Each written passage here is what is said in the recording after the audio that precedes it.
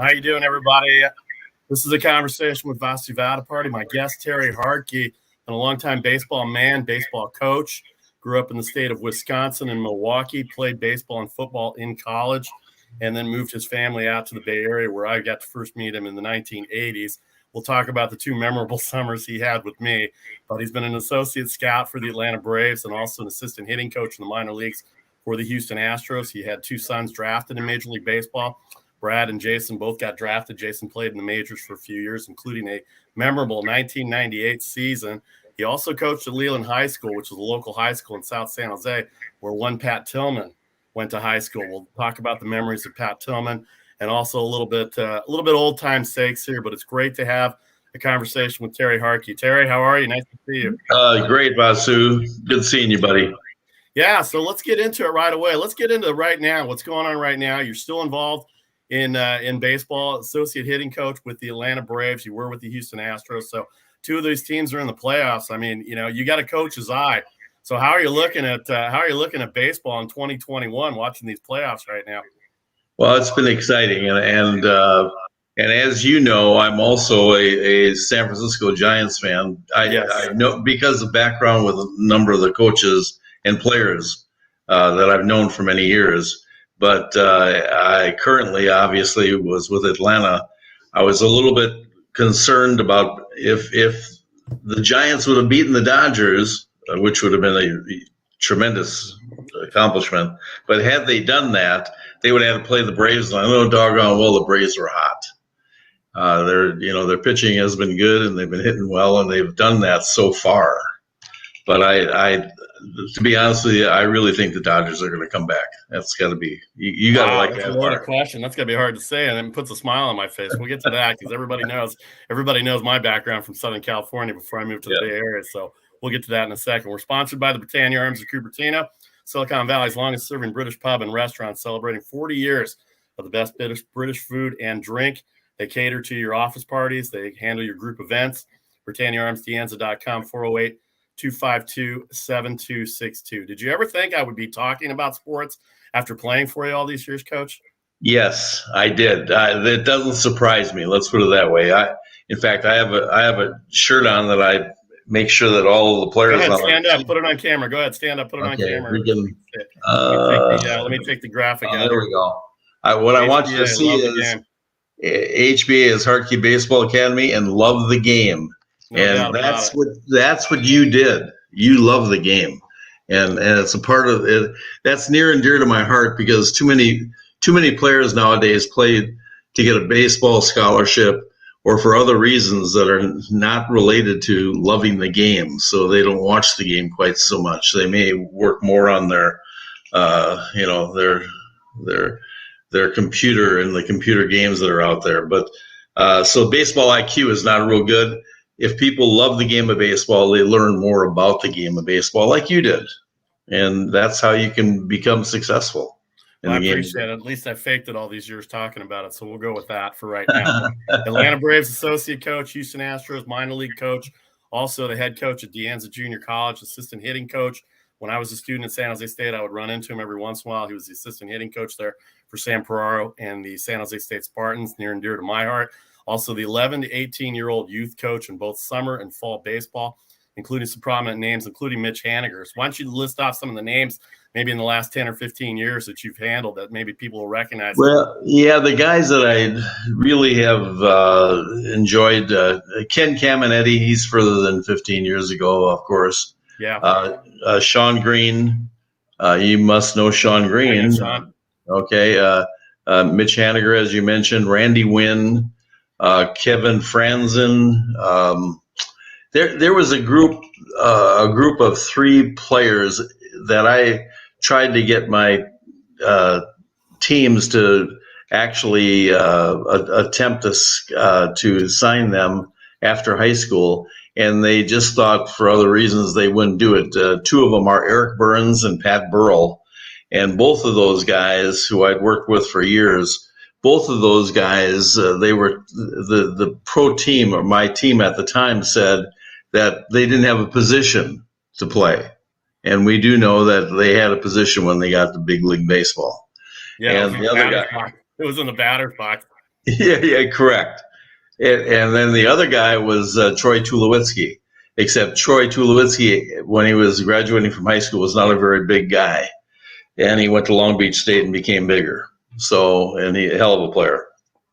So those are some of the guys. And then the other part that you'll be interested in, because I really just put it together after I talked to you or after I received your email, and that was that four current major league coaches are guys that came from our program that I coached and gave instruction to. Brant Brown and Aaron Bates are hitting coaches for the Dodgers. Okay. Yeah, Brant Brown. Yeah, Brant Brown, big time. He played with your son, I think, in the '90s. I want to say he played with the Cubs in '98. In that year, we'll get to Jason in a little bit. But these are all names that are recognizable to a lot of baseball fans. In fact, I have a Chicago Cubs group that follows me as well too, and they're on here as well. And they said to say hi to Jason whenever you get a chance. Super. And I think your other son, Brad, is in Chicago, if I'm not mistaken. I was told that he lives in Chicago, outside in the suburbs over there. Did you know? I don't know if you knew this or not, and this isn't like reminiscent hour. We will get to some baseball. But did you know? I don't know if you remember. I was born outside of Chicago. We moved to Southern California. Oh, I didn't know that. Yes, there's the Chicago Bears and Chicago Blackhawks tie-in. Okay. And then the Dodgers and the Lakers. That's why I still pull for the Green Bay Packers. No doubt about it. I grew up in Lombardi era. So, but also two other guys, Chris Jimenez, who's the game planning coach for the Dodgers on the major league team, and then the hitting instructor, the hitting coach for the San Francisco Giants is Donnie Ecker. Yeah. And Donnie was a local boy from Los Altos High School that I'd worked with for many years. So, my guest, Terry Hartdke, conversation with Vasu Vaddiparty, sponsored by Britannia Arms. Great reminiscing. We'll get to a little bit more reminiscing in a little bit, but let's talk about 2021 baseball.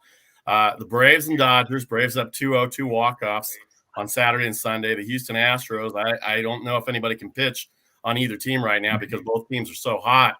But who's going to pitch right now for the Astros and Red Sox from what you've seen?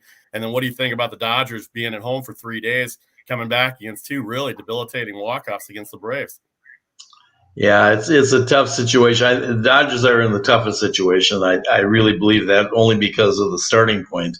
The one thing they have in their favor is that it's going to LA now, and that's going to help them a lot because the fans in LA are just tremendous, and they'll pack that place. As far as the Boston and Houston, Boston just hits the snot out of the ball. Yeah. I mean, they're going to be tough. I can see them in the championship. There's no question. They've got some people that are hot right now, similar to Atlanta, but I think they have more of a chance of knocking off Houston. Going into it, my picks were going to be the Dodgers and the Astros, and that's how good a prognosticator I am. So, but that's what I would have said at that point. And right now, I still like the Dodgers because 107 wins, my God in heaven, that's something else. And no doubt about it. Yeah, the Giants had the same thing here. We watched them all year in the Bay Area, no doubt about it. But let's go to the Braves here for a little bit because you have an affiliation with them. They were under 500 right after the All-Star break, and they were not looking very good. And then Alex Anthopoulos decides he's going to go out and get Jock Peterson and Jorge Soler, Adam Duvall, who led the National League in RBIs. I mean, they're making up for what everybody thought was going to be a lost second half after Acuna Jr. went down. And now you bring three guys in, and they're bringing in the production. Eddie Rosario, I should mention Eddie Rosario since he got the hit the other night. The four outfielders have really combined to do what Acuna Jr. probably would have done had he not got hurt in the playoffs right now. So what transformation do you see from them? You watch the game. I know you're at home watching the game every night. What transformation did you see from an under 500 team to where they are now? Because it's not how you play all year. Yes, it is, but it's how hot you are coming down the stretch too.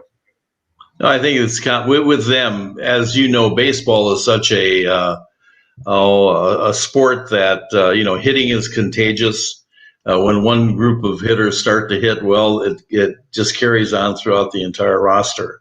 And same thing with winning. The winning part of that becomes extremely important. And so I think that's really what did it. And plus you had the maturity of a couple of the pitchers that really kept him in ball games, and that's all they had to do was keep him in the game because they had scored enough runs to win the game. So that's what I see as far as the Braves are concerned. They're going to be tough. There's no question. As you know, Vasu, through the years, it's not always the best record team that wins a playoff series or in the World Series. It's the team that's hot at that time. And this Atlanta is a great example of that.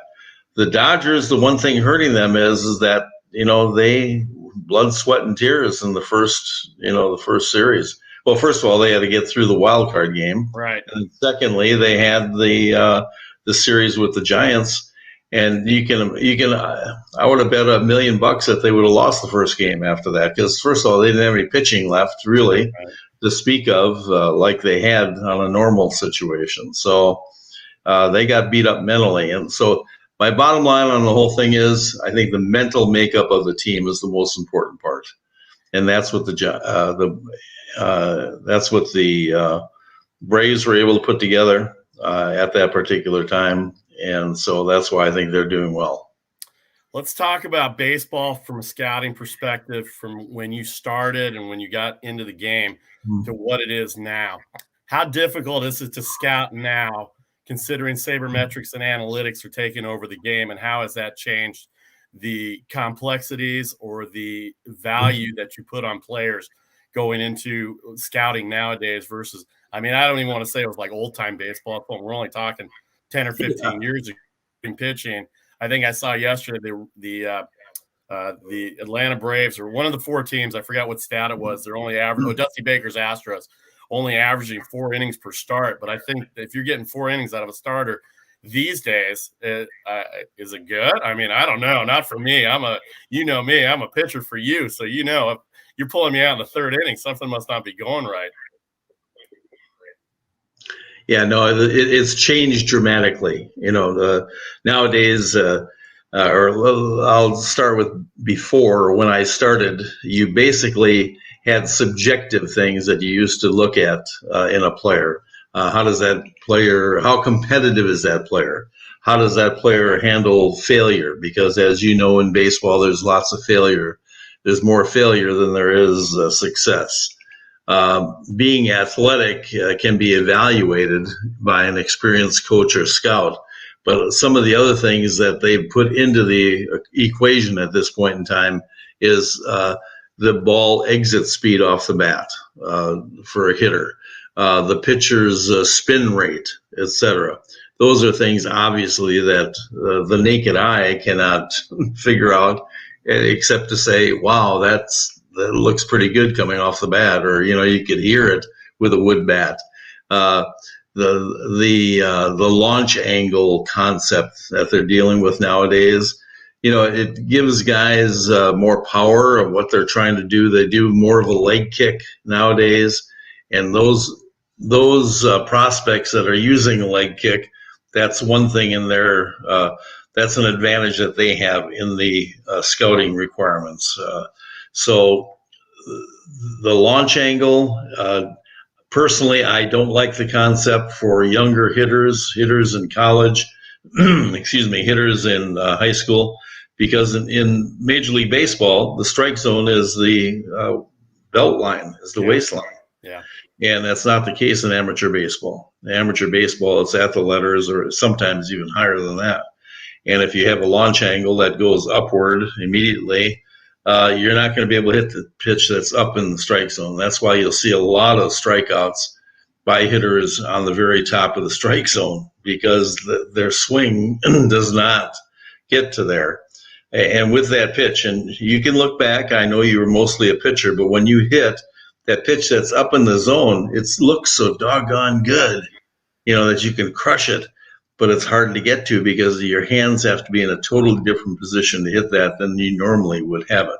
So that's why they use it in the big leagues.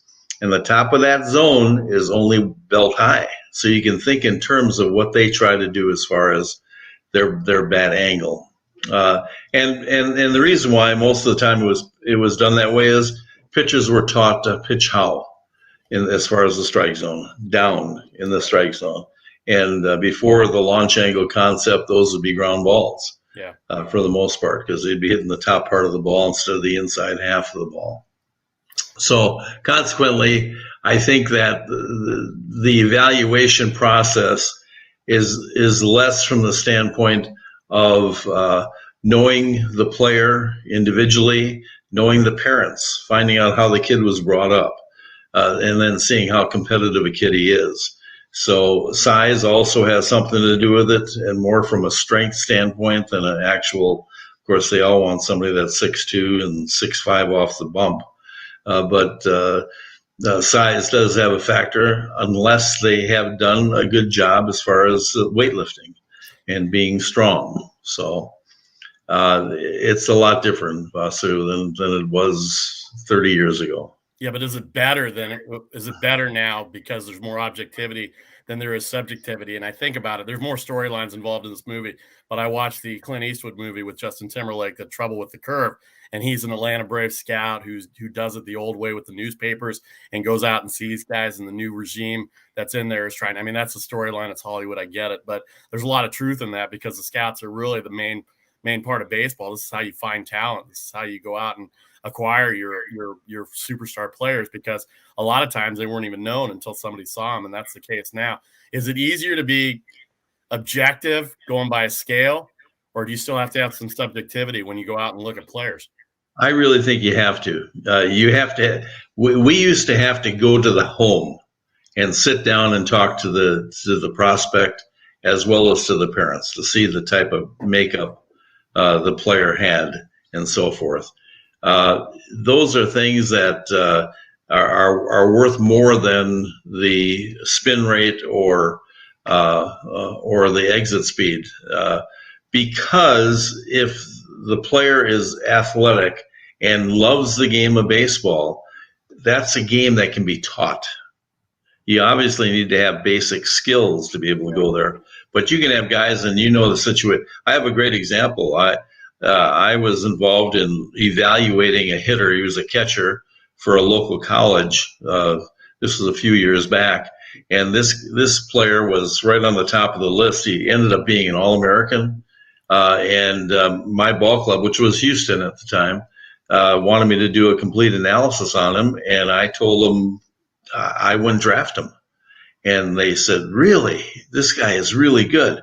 Well, the bottom line was Seattle did draft him in the first round, and he lasted 2 years as a first rounder. You know how difficult that is to happen?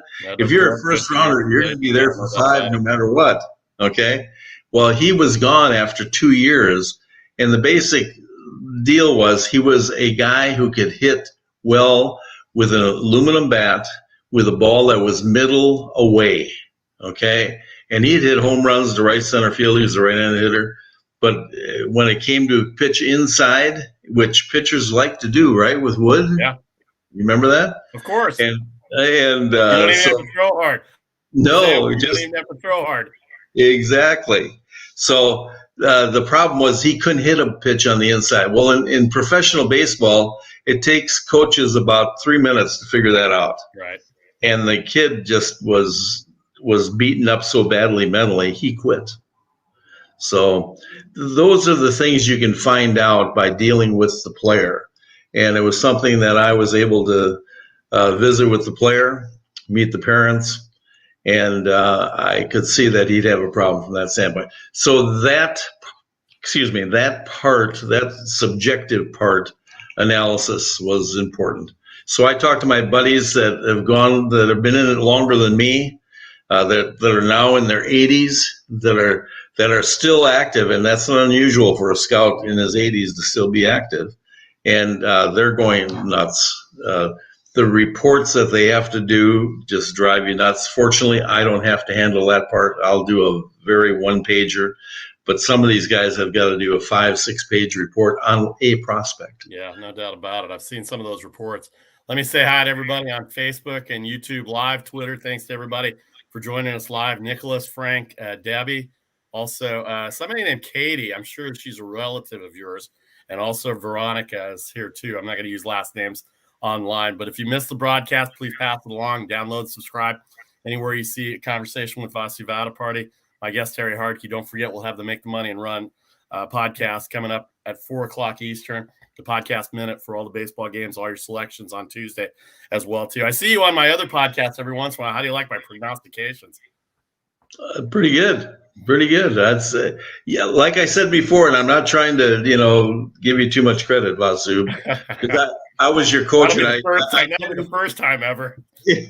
I tended to be a little bit tough on you, but I'm that way with all my players, and so if I ever start to be too nice of a guy, they know that it's time for me to retire. But I know doggone well. You have to join me here. So let's move on a little bit. Let's talk about your two sons. So, over the years, I've watched baseball. You've known me since I was 17 years old. We've all seen the Little League parents. How is it for you as a coach? But then you also have two sons that were drafted. First of all, when did you know your sons had talent? First of all, you had an advantage. You were already in baseball. You were already scouting, so you had that. But how do you get past the point of quote-unquote Little League parents? And parents nowadays are younger than me now, so it's kind of debilitating to see how things go, because I hear parents all the time that think they know what they're talking about, or the Little League parents, quote unquote, that kind of think that it should be so-and-so. And what do you think about kids to play other sports during the winter and fall? Because I heard John Smoltz, and I know John a little bit now because of my job with Fox. He really believes in multiple sports so kids don't get burned out. And I know you played football, but you have winter ball and you have fall ball as well too, for kids that are playing year-round. Do you worry about burnout for kids at an age now? Because you're right, a lot of kids don't love the game, but they see it as a path to where they want to get to. And more importantly, or actually more negatively, the parents see it as a path to where it's going. You can't blame them. Colleges are expensive, and you want to get them into situations. But dealing with Little League parents and how good kids are, obviously you love your kids. You want your kids to do well, and you think they're the greatest thing since sliced bread. But what's the difference for you as a baseball person, a major league person, to deal with your two sons versus watching Little League parents and other kids? Probably parents would be the main reason why I would leave coaching. Okay. Because you do get the situations where they explain to me how their kid hits 600 in their league. And of course that was Little League 5 years ago. Right. And their sons that they all throw 90 miles an hour.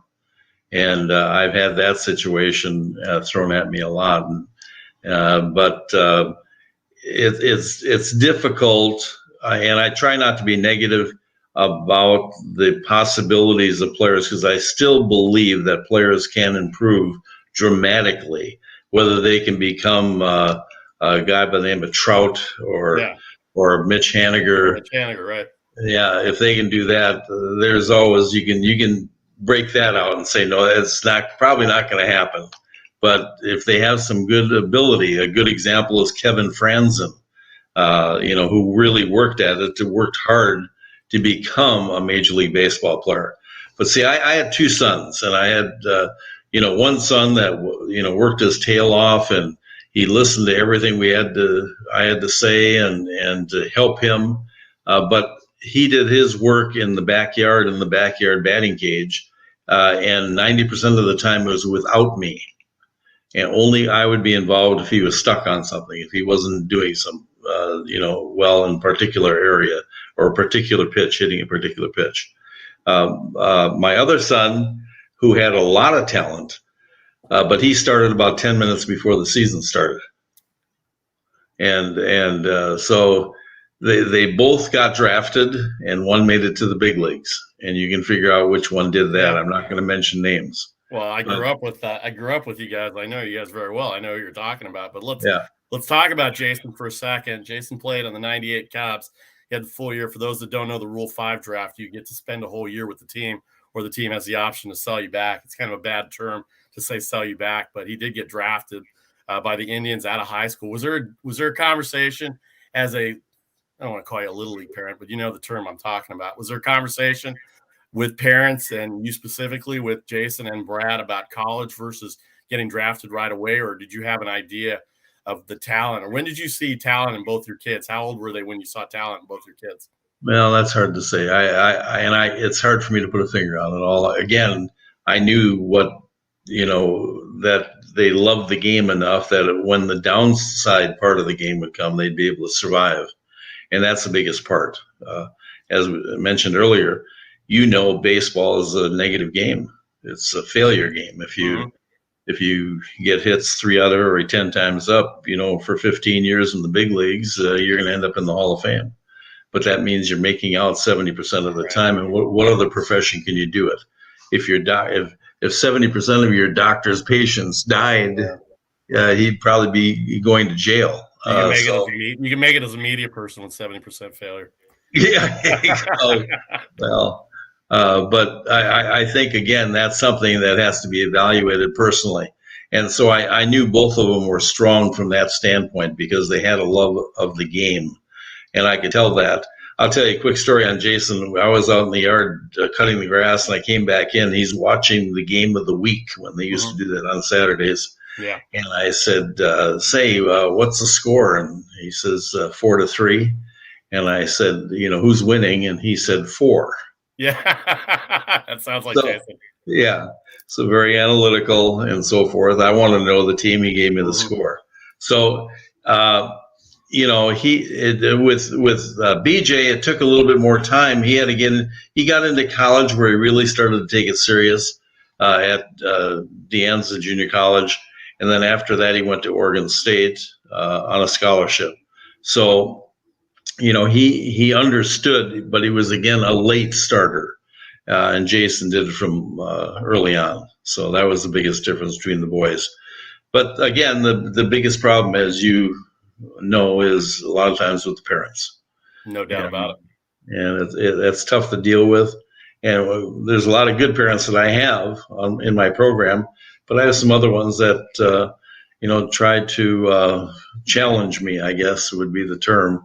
But I've learned over the years, if you don't like the surroundings of what we provide and what we do, there's lots of other programs you can try. So I would give my dad credit. You knew my dad a little bit before he passed away, and my mom too, who's still with us. I do remember, coming from India, he wasn't a baseball guy. I was the baseball guy of the family.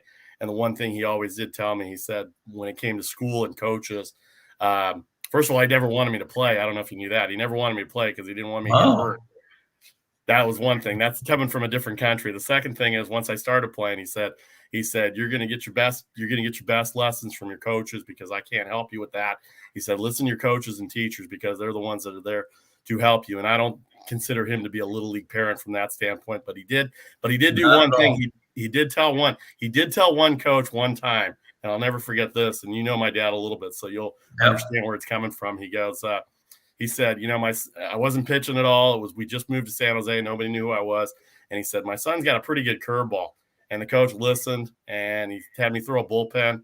And sure enough, he goes, oh, my God, he's got a really good curveball. And that's when it started, 1981. And and then a few years later, you got me after that. And that's how it started. But, every once in a while, you need the input. But, yeah, the Little League parents are something that go at it. Let me ask you I don't want to ask you about your sons. I don't want to put you on the spot between your two sons. But let me ask you about 1998 with the Cubs, because I remember that year very well. That was, for those that remember, those who are old enough, were born. 1998 was the year of Sammy Sosa and Mark McGwire, and your son Jason had a front row seat for that. What were the conversations that you would have with them just when he would call you and say, hey, Dad, how's it going? What a year we're having. And Sammy Sosa and Mark McGwire getting all the attention, and it was all in the national spotlight. And I would see him pinch hit and win a few games and all that. And I would look for Jason in the seventh inning on to come on and do his thing like he would do those years. But the years in the big leagues for him must have been real prideful for you as well. But that 1998 year had to have been something for him to play a whole year and be in the middle of that whole McGuire-Sosa deal, and also a Cubs team that ended up making the playoffs too. Yeah, it was a great year for him. It was fun with a lot of things that happened, especially with the Sosa thing. I think in June, Sammy hit like 18 home runs or something. And I remember a couple things about that. First of all, I asked him, I said, do you think Sammy's on the sauce? And he said, yeah, I think so, Dad. Wow. Because Jason stayed away from it completely. Right. And he said, he's got the acne on the back. He's kind of puffy and so forth and so on. But he had said one game that was very memorable for him. He was on the bench, and it was late in the game. The Cubs were getting blown out. And Sammy said to the manager, "Hey, I want to get out. I want to get out of here." So the manager says, "Okay, hey, Hartdke, can you play the outfield?" And Jason, of course, said, "Of course I can." Of course I can, yeah. And they put him on right field for Sosa. And he ran out there like Sammy normally does, and ran out waved at the fans in the stands, in the bleachers. And he never played the outfield in his entire life, even in Little League. And so he was out there saying, "God, I hope they don't hit me the ball." But he's not going to say, "No, I'm not going to do it." No. The other part is that he really enjoyed in total the experience because he was there the entire year. But the only problem was he only had 22 at bats for the entire year, and that was the sad part about it. And he only started one game against a pretty good pitcher for against the Minnesota Twins. There was an interleague deal, and he ended up going 3 for 4 in the game with 2 doubles, and that was his only start of the entire year. So he's got a very unusual batting record in the big leagues because as a starting player, his lifetime batting average is 372. Now that's something a dad would figure out. Jason would never know that, but I of course kept track of all that. But I didn't say anything, of course, so I wasn't, because I learned about being the parent. Right. But in any event, that was the situation there with him. 96 and 97 were great years with the Mets, really, because he had a string in 1997, I believe. He had a string where he had 4 game-winning hits. In fact, let me ask you this. Let me interrupt you because I want to make sure I get this out there. Who were his first 2 major league hits off of? Greg Maddux. Yeah, Hall of Famer Greg Maddux. I remember. Actually, I was in the same establishment as you were pre-Direct TV days when we had to go somewhere to watch the games. And you were a parent at heart that day. I was probably like 28 years old, so I had known you a long time by then. But you have baseball superstition all over you. You're like, I see we're watching the game. I'd love to talk to you after, but right now, no superstitions is going to ruin my major league at bat for my kid right now. If we have do we have another minute? Yeah. I got a great story on that.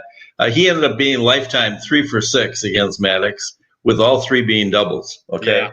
So he was up there. The one game he was 2 for 3, and he came up to bat, or his last at bat of the day.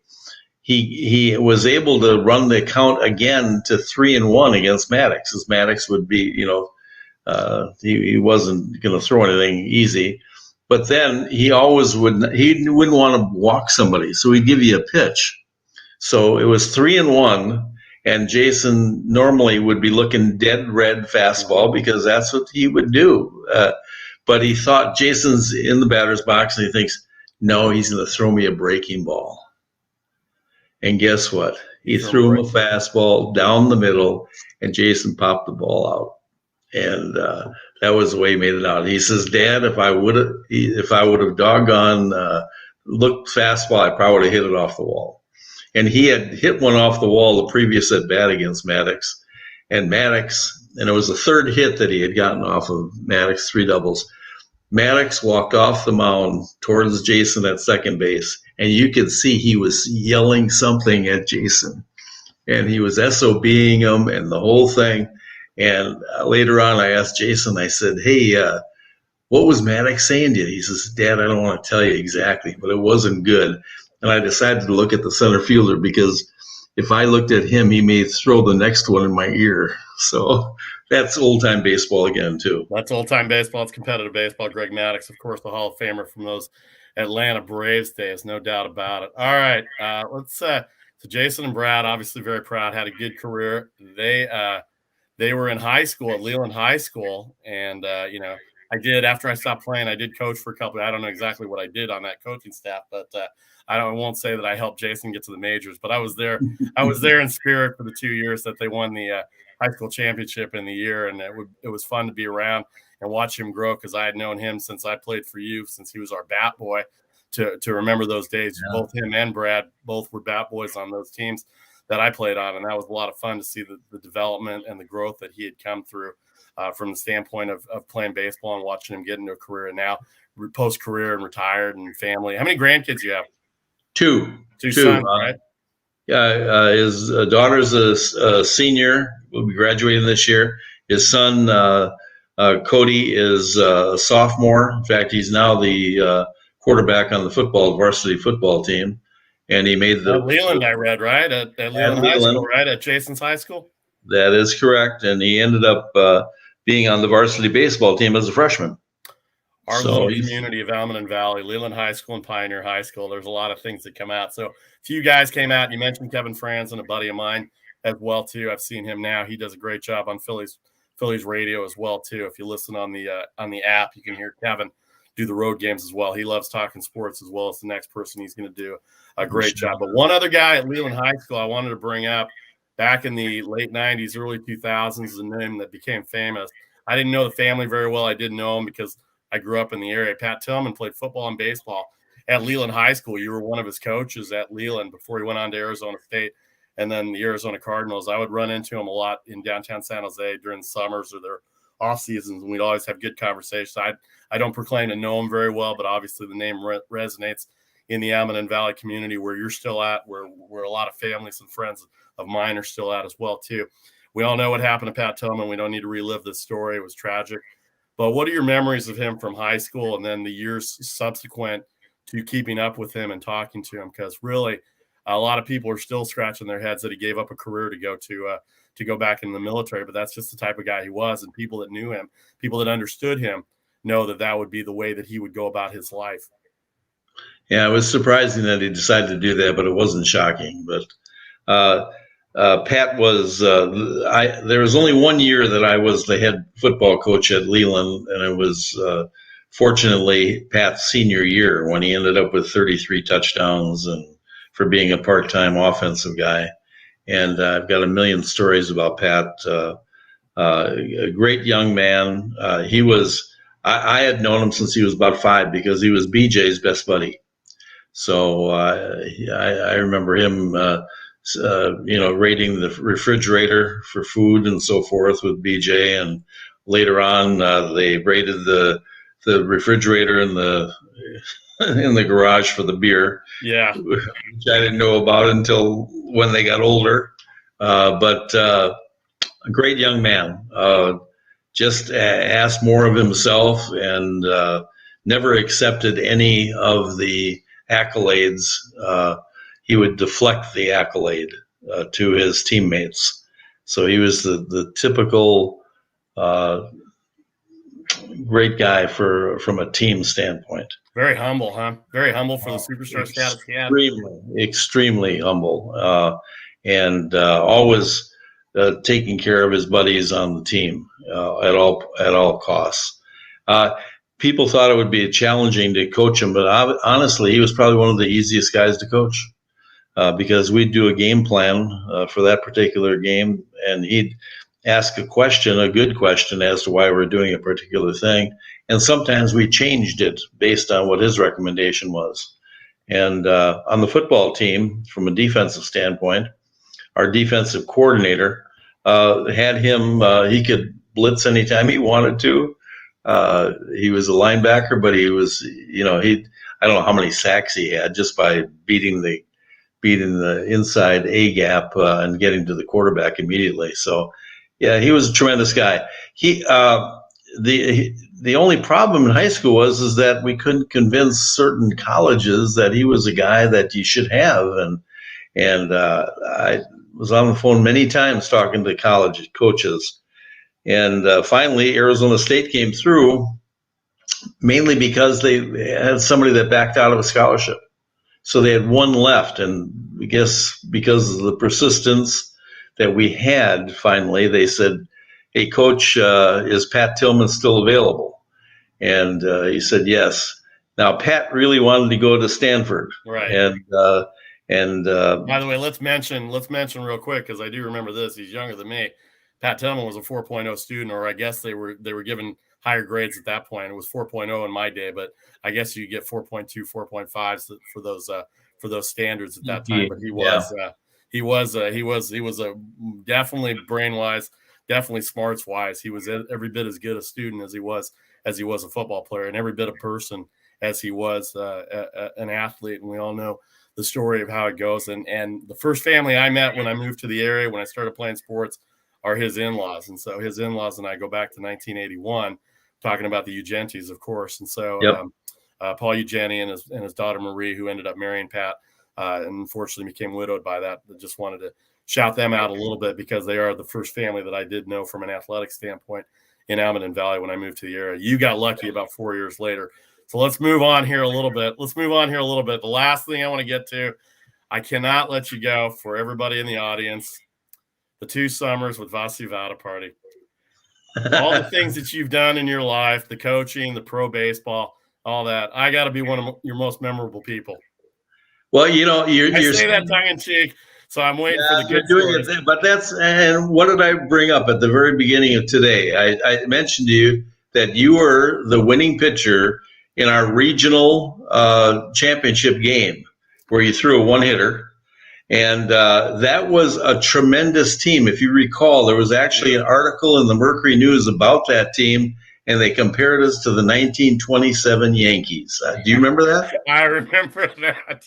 Yeah. And we were that good. I mean, our hitting was just tremendous. Heck, Scott Gillis, who ended up being the varsity head coach at Leland, he was our number 9 hitter, and he hit 440 and had about 4 or 5 home runs. He hit 2 home runs in the game that I threw the one hitter in. I remember exactly. that very well. That is exactly correct. I was just going to say that. So when I say that, you were behind the 8 ball based on, the pitching staff that we had. And it came to pass that we needed you to pitch in that game for the championship game. And you came in and did the job. And you did the job because you love the game and because you're competitive.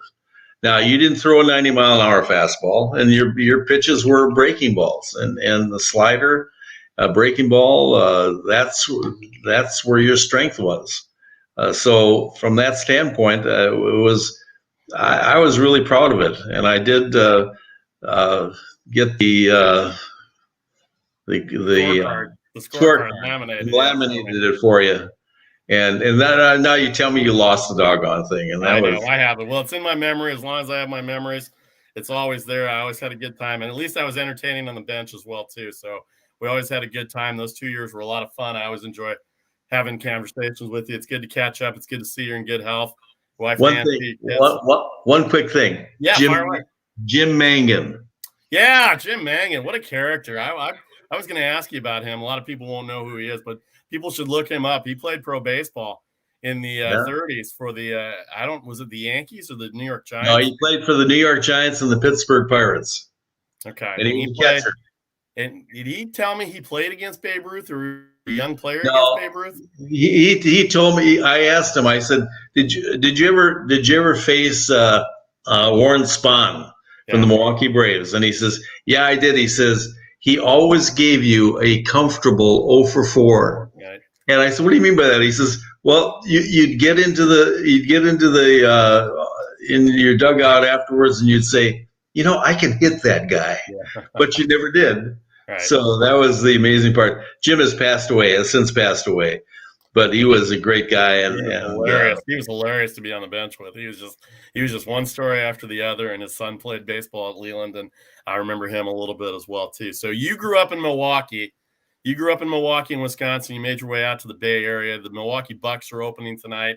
They're defending their world champion. I know you follow all the other sports. Baseball, you're number 1. Of course, my Chicago Bears. They apparently you own me through Aaron Rodgers based on the end this zone. Last week, last weekend, I've watched Aaron play for 12 years. I covered him in college.